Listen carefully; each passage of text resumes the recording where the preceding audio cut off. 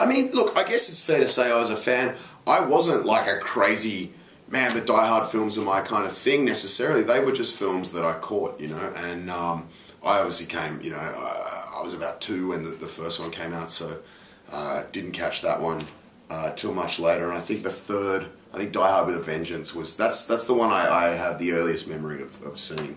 But man, I mean, what a thrill. I mean, I'm obviously aware of how iconic the franchise is and had seen all the films through my, you know, my teenage years or whatever. And I mean, I never anticipated being involved with it. Obviously, it was just a fantastic opportunity, and it was great, man. I mean, we had a lot of fun making this movie, and I'm really proud of it.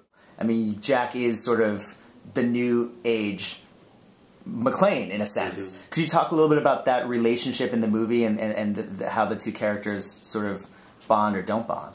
Yeah, well, you know, it was important for us to establish a backstory and kind of justify why they get off on the wrong foot.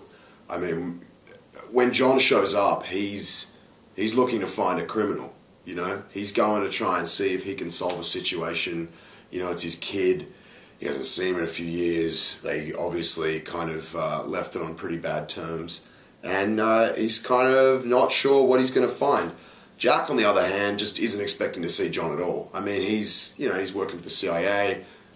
That's all behind him. You know, I'm sure the guy's got a conscience and probably wants to reconnect with his family at some point, but it's certainly not what he's focused on at this time. And when John comes in and kind of, you know, like rattles the cage and you know, leaps into the middle of a situation that is you know, far too big for him to kind of handle, it disrupts everything, and he's the last guy Jack wanted to see or expected to see.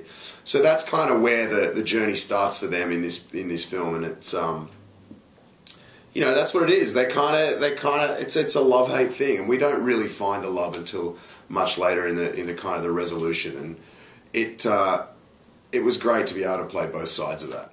Bruce mentioned that there was a backstory that was sort of cut out about, as a 15-year-old kid, you blow up North Philadelphia. Was he kidding, or was that actually? No, that was definitely in there. Okay. We shot a scene where he says that, and there are a few other references to those sorts of things. And you know, whether that was an offer from Bruce on the day that he just said while the camera was rolling, I can't particularly recall. But no, that's absolutely right. And you know, we needed to invent a reason why these guys were no longer in touch with one another.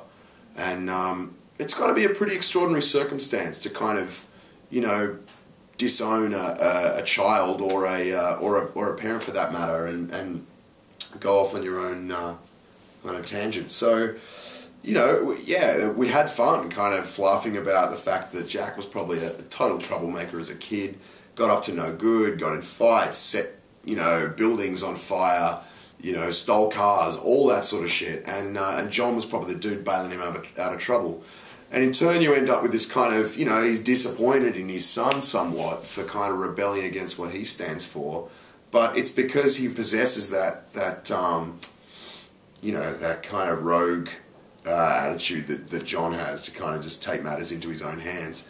And, you know, that's where the divide happens. And it's kind of fortunate to see that Jack, at some point, you know, while he gained his independence, was able to kind of find his way and get back on track. And funny that it's almost come full circle, and he's you know, in a position of law enforcement himself. Was there any talk of possibly Jack saying the famous "Yippee-ki-yay, motherfucker," sort of passing the torch along a little bit? I don't know that we ever entertained that openly.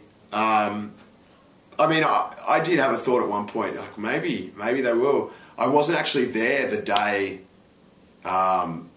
they shot it in this film, and so I actually wrapped on the shoot not knowing if they ever did, and I was kind of thinking, man, surely they wouldn't leave that one out. At the time, I don't think we were aware if it was going to be a PG rating or R or whatever, so, you know, we know in the fourth installment it's kind of muffled, and that's why they get away with saying that phrase with that rating on that film. But I wasn't sure when in this it was going to pop up, so when I saw it for the first time, it was just as much a surprise for me. But Yeah, I don't know. I think we got to leave that one in. Yeah, that's Bruce's line. You don't want to steal his line. Property, maybe if I get to do any more, we'll I'll get to come up with something. As well, that was the last thing I wanted to ask you. I know Bruce has sort of said on the record that he is up for doing a sixth one if all things go well. Yeah, he just told me that before. Really? Yeah. Well, we were sitting there doing an interview together, and he was like, "Yeah, I'll do it work again." Man, and the same is for me. I mean, look, the rumor about the torch, the baton, all this sort of thing. I think it's something more the media are having fun with than we certainly did. It hasn't been a concern of mine to date, and it's not really at the moment.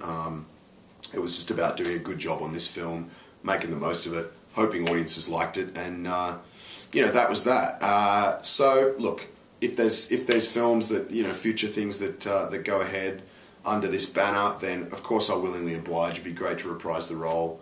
As for doing any without Bruce involved, well, I can't imagine that scenario happening, and I certainly think he's got a few more in him yet. So, yeah, man, if we get to partner up again and go to town, then I'll be there. He mentioned he wouldn't mind Bonnie Bedelia coming back. Maybe you and him and Elizabeth Winstead, Mary, all three of you guys save Bonnie. That'd be amazing. Die Hard 6, man.